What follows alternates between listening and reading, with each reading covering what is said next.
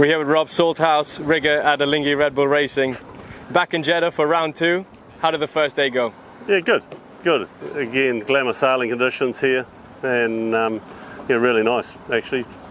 You shorts and t-shirt and 8 to 10, 8 to 12 knots is perfect. Are these the conditions you're expecting for next week? Yeah, I hope so.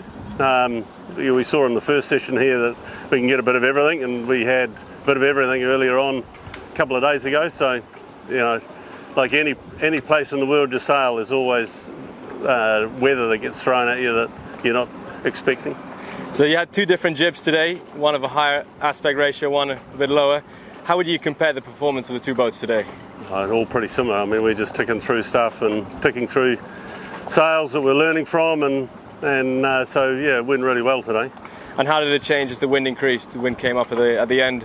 Do you see any notes? Not much. I mean, both sails were in range, top end of their range at the end of it, but you know, we take the learnings from that and move forward. So really nice day on the water. Have you got any rules of thumb for shroud tension for these foiling monohulls? Oh, for these boats, it's we stick to the class rule basically. So it's limited on what you can do. There's very little change. So yeah, as long as it measures, we're happy.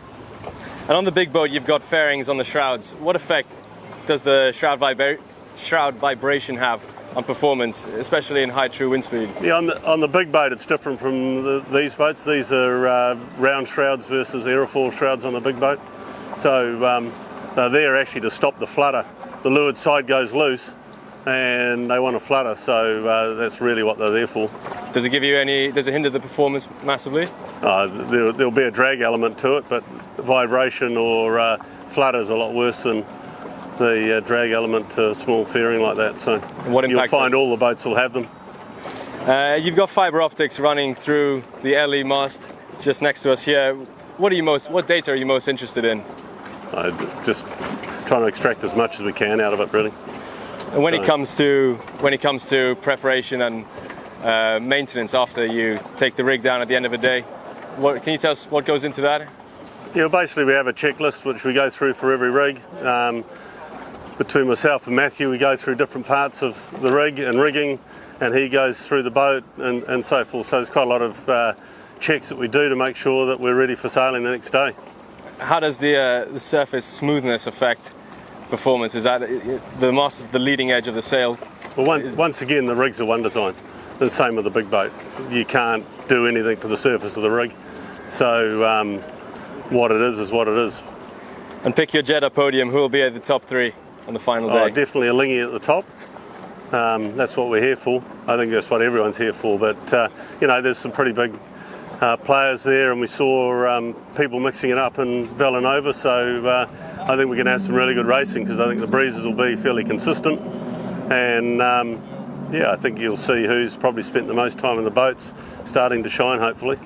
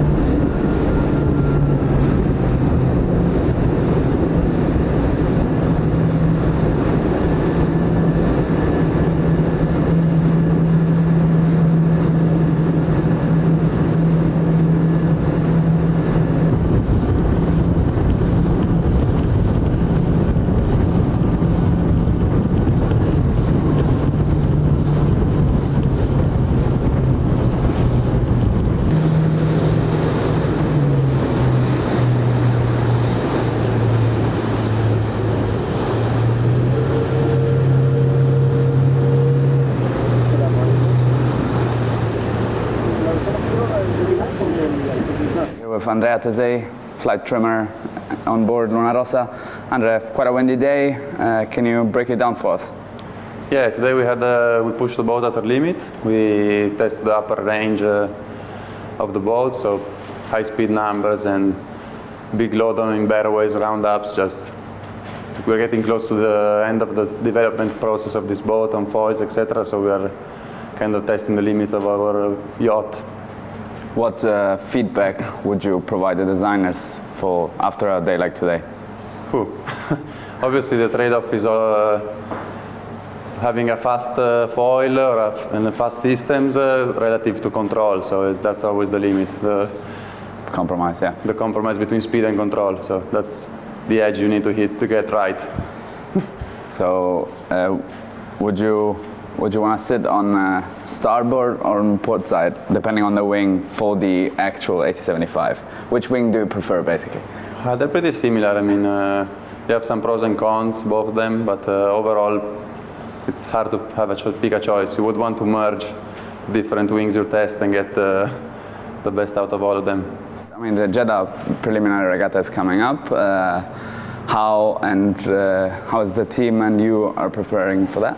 Yeah, everybody obviously is excited. We got a race coming up soon. It's always a nice benchmark to get along other teams and feel the competition, the heat of the competition. But obviously, our main focus is on this development boat. We want to get these last months right and get the right choices in for the racing boat. Will you sail during Jeddah here with the LQ12? We don't know. Okay. Cheers, ci dici un commento in italiano per i supporters Luna Rossa che vi seguono da casa? Oggi prima giornata autunnale fresca con maestrale bello forte, abbiamo spinto la barca al limite, diciamo raggiunto sicuramente velocità massime del nostro mezzo, ha funzionato tutto da Dio, quindi siamo contenti e cerchiamo di fare le scelte giuste per la barca da regata, che tra pochi mesi abbiamo delle scelte chiave in vista dell'anno prossimo.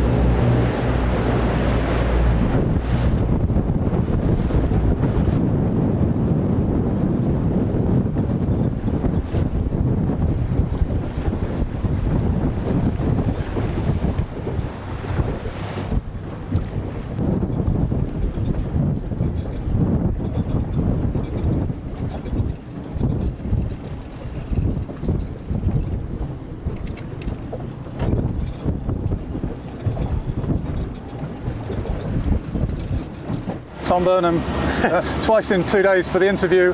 Today was a bit different. You were supposed to go sailing. I think we're all expecting quite a light airs conditions out there, but just tell us what happened. Yeah, today, as you said, we were supposed to go sailing. We were expecting it to be a little bit of a strange day. We knew there's a big mistral blowing over a few miles away from us, and we knew that line was there, and it was pretty windy.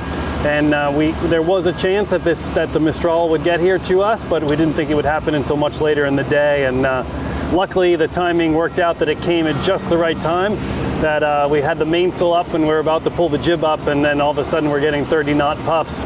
And before we bore away and went outside the harbor, so the timing couldn't have been much better, because if we had already had that puffs come through when we were already outside sailing, it would have been a much different outcome most likely. So we got really lucky. We were able to just make the call quickly there to take the mainsail down and get back in the dock before anything bad happened. So it was all good. Everything worked out well, and you know, we'll live to fight another day. Come out tomorrow. Just talk about the logistics of dealing with the boat in these conditions.